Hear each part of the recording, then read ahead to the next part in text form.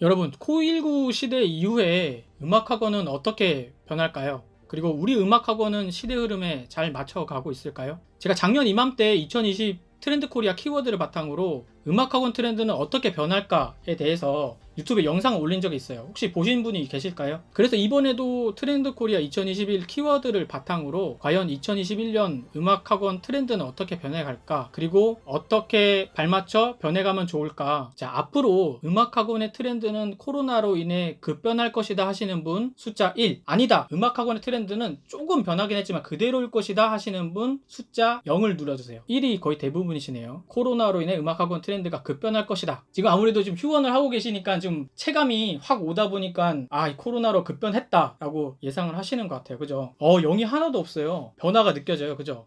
과연 원장님들의 예상이 맞을지, 정말 급변하였는지, 아니면 이전부터 진행되고 있던 트렌드였는지 한번 알아보도록 하겠습니다. 자, 지금부터 말씀드린 모든 키워드는 김난도 교수님의 트렌드 코리아에서 나오는 키워드를 바탕으로 2021년에 한국 트렌드 키워드를 10가지씩 말씀을 드릴 거예요. 자세한 내용이 궁금하시면 책자를 구매하셔서 보시면 더욱더 큰 안목이 생기실 거라고 생각을 합니다.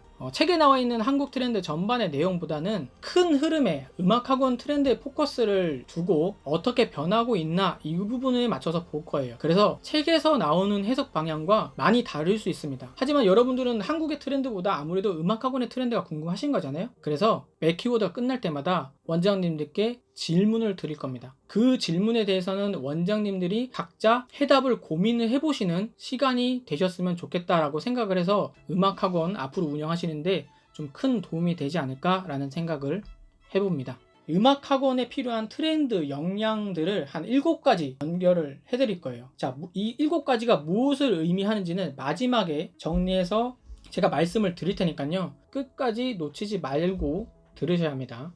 네 번째, 언택트 기술입니다. 이제 너무나 유명하죠? 비대면 기술이에요. 자, 코로나19를 겪으면서 너무나 익숙해진 단어가 나왔습니다. 그런데 여러분, 여기서 착각하시면 안 됩니다. 이 키워드는요, 2021년의 키워드가 아니에요. 2017년도 말에 발표한 2018년도 트렌드 키워드입니다. 불과 2년 전의 트렌드가 코일9로 인해서 우리 피부에 와닿아 있는 키워드입니다. 그러면 대박! 하고 눈치채신 분 계신가요?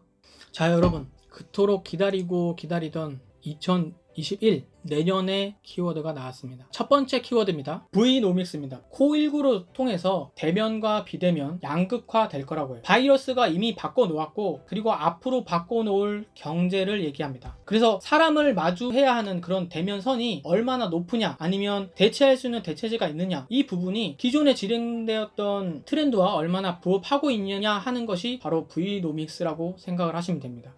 세계경제포럼 클라우스 슈밥 회장이 이런 얘기를 했습니다. 적응하거나 죽거나.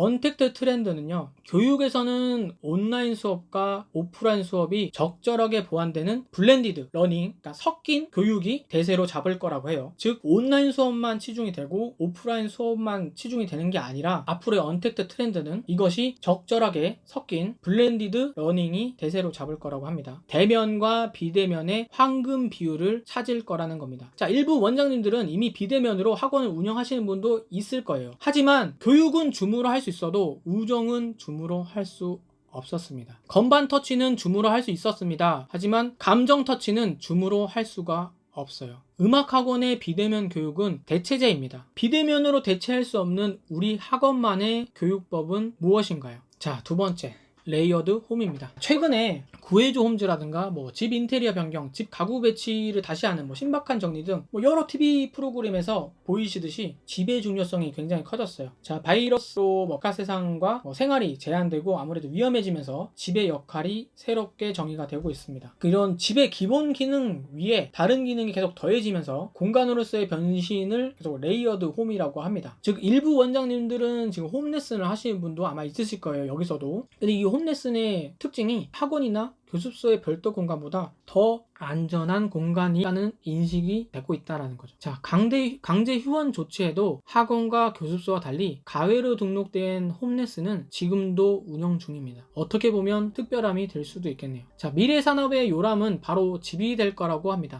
자, 집의 기능이 더 늘어나고 집에서도 많은 것을 할 수 있다라고 해요. 앞으로 집의 중요성이 더 늘어나고 있기 때문에 학교와 집 사이에 동선에서 벗어나는 학원은 좀 더 강력한 차별화가 있어야 합니다.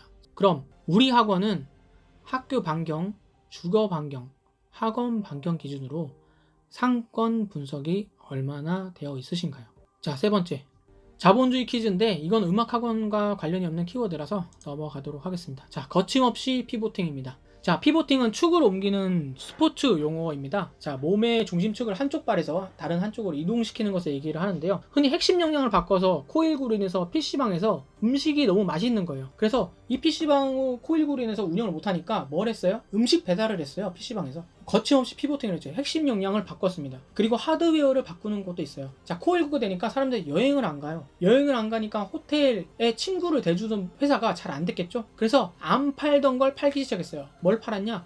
호텔 침구를 팔기 시작했습니다. 그리고 타겟을 바꾼 것도 있어요. 자, 코일구로 인해서 해외에 여행을 못 가니까 국내 프리미엄 골프 패키지를 판 여행사도 있어요. 아까 트렌드에 적응하지 못해 쇠퇴했던 코닥이 여기서 재등장하게 됩니다. 코닥이 백신 원료를 생산하겠다라고 발표를 했어요. 트렌드를 읽지 못했던 코닥이 필름은 화학물질을 가공해서 만들어지는데 의약품 생산 공정도 이것과 비슷하다고 합니다. 자, 코닥 역시 오랜 시간 동안 필름 생산에 폐기물 처리 능력과 시설을 갖추고 있었기 때문에 백신 제조에도 똑같은 시설을 이용할 수 있어서 그 시설을 조금만 변경해서 어렵지 않게 제약 회사가 되겠다고 선언할 수 있었다라고 합니다. 자, 경제에서는요, 사업 전환의 뜻으로 피보팅이 사용되기도 하고요. 그리고 스타트업에서도 매우 빈번하게 사용되고 있습니다. 2019년 카멜레존과 2020년 스트리밍 라이프에서 언급했던 것처럼 코19에서 거리 단계가 격상되었을 때 일부 피아노 학원은 아이들이 오지 못하니까 성인 피아노 연습실로 거침없이 피보팅을 해서 운영을 했었습니다.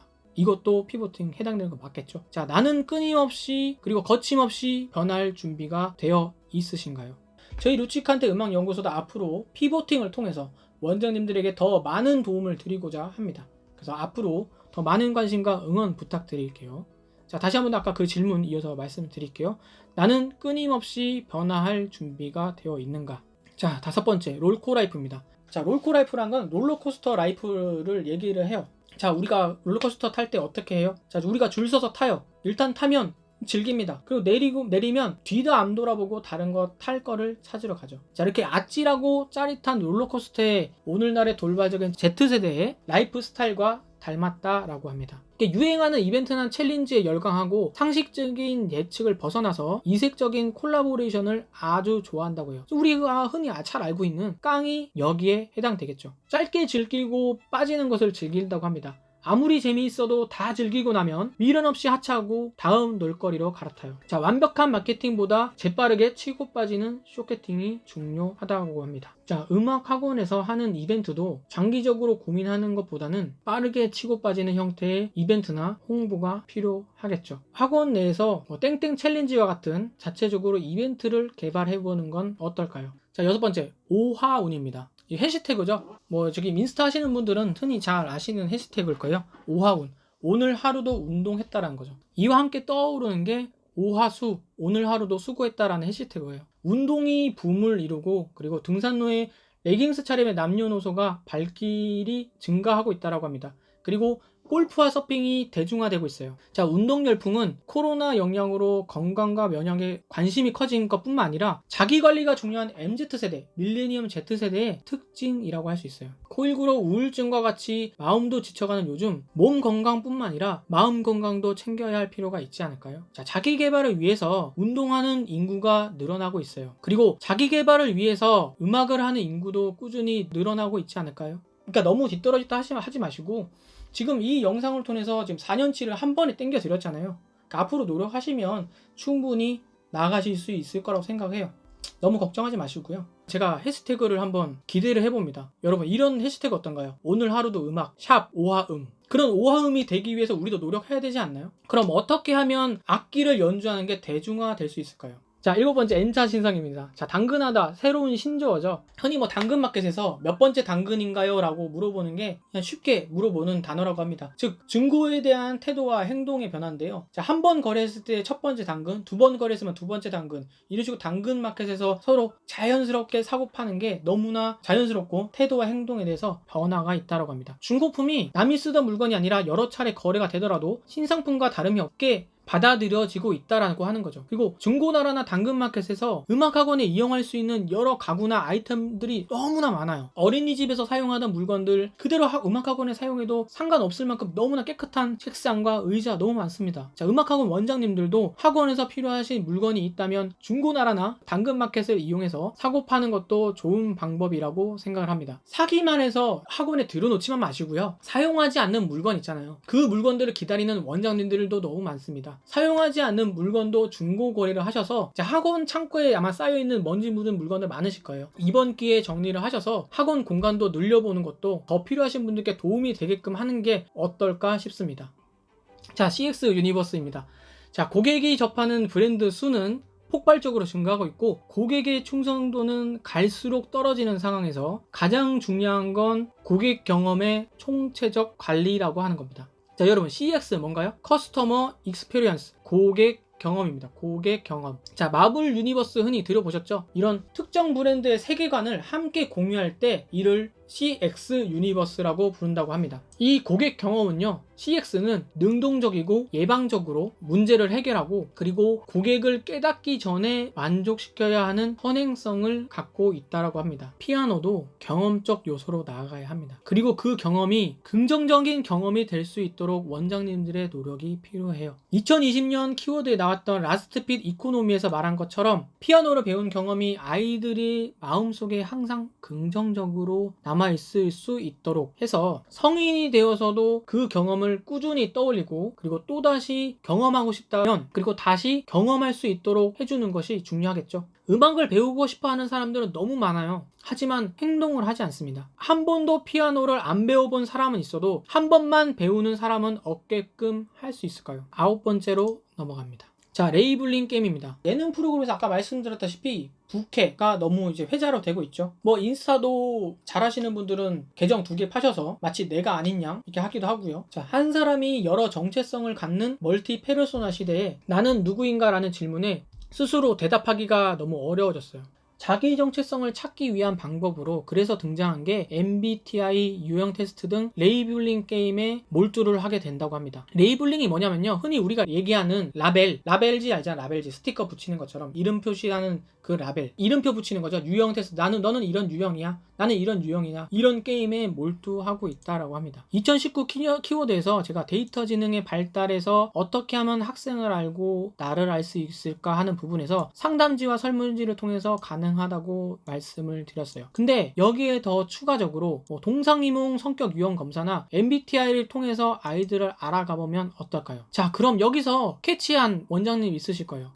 학부모와 학생들을 동상이몽 성격 유형 검사나 MBTI 검사를 통해서 나는 어떤 유형인지 알고 그리고 우리 학생이 어떤 유형의 학생인지 알게 된다면 맞춤식 칭찬도 가능하고 학부모 유형별 응대도 가능하겠구나. 그리고 더 나아가 학부모와 자녀 간의 유대적인 검사를 통해서 그리고 긴밀한 이런 상담이 이루어진다면 학부모 상담에도 많은 도움이 될 뿐더러 충성 고객으로 남겠구나. 왜? 지금까지 이런 학원은 없었어요. 성격 유형별로 정리를 해서 악보나 이런 것도 유형별로 추천 리스트를 만들어 보면 어떨까라는 생각을 해보고요. 여러분의 학원은 각 아이들에 맞춰서 어떻게 운영을 하고 있으신가요? 10번째 키워드입니다. 제가 이 10번째 키워드는 저도 키워드를 보고 음악학원에 어떻게 맞춰볼까 생각을 하면서 참 마음이 많이 아팠고 좀 절절했던 키워드이기도 합니다. 1년까지 걸릴 거라고 생각을 하지 않았어요. 처음에 코19가 유행을 할 때. 하지만 벌써 1년 남짓 코19와 마주를 하면서 정말 무엇이 절실한가 참 되돌아보는 계기가 되었던 것 같아요. 코19의 기간이 점점 길어질수록 사람에게는 정말 사람이 필요하다는 걸 절실히 느끼고 그리워지는 것 같아요. 저만 그런가요? 제 유튜브 채널에서도 이전에 AI 발달로 음악학원계는 어떻게 될까 하고 잠깐 언급한 적이 있어요. 그때도 제가 말씀드린 건 음악학원은 건반 터치가 아니라 감정 터치가 있어야 한다는 점이에요. 악보의 표현만을 보면 뭐 경쾌하게, 화려하게, 신나게 등등 여러 가지가 있어요. 이 미묘한 감정 표현들을 로봇이나 인공지능이 사람만큼 표현이 가능할까요? 뭐 거의 이 정도로 따지면 한국인만의 그 색깔이죠. 노란색, 노리끼리, 누런색, 그 미묘한 차이를 표현한 것과 거의 비슷하다고 생각을 해요. 그죠? 그 영어로는 표현할 수 없는 그 색깔, 그죠? 그 음악학원에서는 사람만이 할 수 있는 감정 표현, 감정 터치도 가르쳐줘야 한다고 생각을 합니다. 악보만 입력하면 자동으로 연주되는 프로그램이 얼마나 많습니까? 그럼에도 불구하고 인간적인 손길을 기술로 만들거나 기술을 최대한 인간적으로 만드는 것이 아니라 역시 음악은 사람에 의해서 태어나고 사람에 의해서 연주가 되어야 한다라는 거죠. 사람의 손길은 여전히 필요하다라는 걸 의미합니다. 코일9 상태에서 언택트 트렌드가 떠오르면서 기술이나 음악학원이 가야 할 방향이 사람과의 단절이 아니라, 그리고 대체가 아니라 인간적인 접촉을 보완해주는 역할이어야 한다는 걸 명심하셔야 됩니다. 이러다 음악학원이 영영 문 닫는 거 아닌가? 걱정하시는 원장님들 계실 거예요. 하지만 역설적으로 휴먼 터치의 필요성이 더욱 커졌습니다. 그러면 원장님들은 지금 아이들에게 무엇을 가르치고 계신가요? 정말 올 한 해 아이들이 저희 품속에 안기는 그 손길과 부대낌이 참으로 그리운 한 해가 아니었나 좀 생각을 해봅니다. 지금까지 트렌드 코리아의 키워드를 바탕으로 음악학원은 어떻게 변할지 아주 조심스럽게 분석을 해보았습니다. 원장님들은 아직도 음악학원의 트렌드가 코로나로 인해서 급변하였다고 생각을 하시나요? 아니면 기존의 흐름과 같다라고 생각을 하시나요? 많은 원장님들이 코일9로 인해서 트렌드가 새로 등장하거나 변하지 않았을까라는 생각을 할 수도 있었어요. 하지만 코일9에도 불구하고 이 트렌드 코리아에서 언급하지 못한 새로운 키워드는 없었고, 제가 분석한 음악학원이 앞으로 나아가야 할 방향의 새로운 부분은 없었습니다. 이 7가지는요, 제가 앞으로 음악학원에 필요하겠다라고 생각했던 역량들을 정리를 했고, 2018년도부터 트렌드 키워드와 관련 있는 부분들을 계속 연결을 해왔어요. 이 7가지 의미하는 건 무엇일까요? 음악학원의 트렌드를 예측을 해보도록 하겠습니다.